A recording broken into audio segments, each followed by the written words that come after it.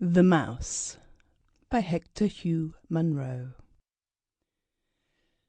Theodoric Voler had been brought up, from infancy to the confines of middle age, by a fond mother whose chief solicitude had been to keep him screened from what she called the coarser realities of life.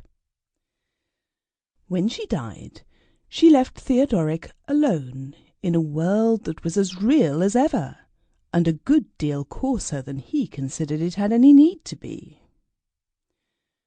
To a man of his temperament and upbringing, even a simple railway journey was crammed with petty annoyances and minor discords. And as he settled himself down in a second-class compartment one September morning, he was conscious of ruffled feelings and general mental discomposure. He had been staying at a country vicarage, the inmates of which had been certainly neither brutal nor bacchanalian, but their supervision of the domestic establishment had been of that lax order which invites disaster. The pony carriage that was to take him to the station had never been properly ordered, and when the moment for his departure drew near, the handyman who should have produced the required article was nowhere to be found.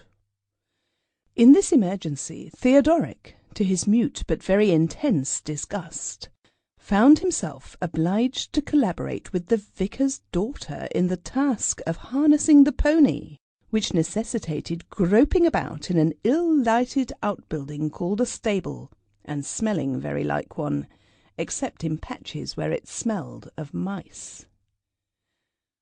Without being actually afraid of mice, Theodoric classed them among the coarser incidents of life, and considered that Providence, with a little exercise of moral courage, might long ago have recognised that they were not indispensable, and have withdrawn them from circulation. As the train glided out of the station, Theodoric's nervous imagination accused himself of exhaling a weak odour of stable-yard, and possibly of displaying a mouldy straw or two on his unusually well-brushed garments. Fortunately, the only other occupation of the compartment, a lady of about the same age as himself, seemed inclined for slumber rather than scrutiny.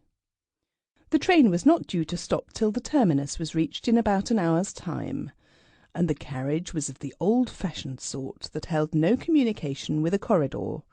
Therefore no further travelling companions were likely to intrude on Theodoric's Sample complete. Ready to continue?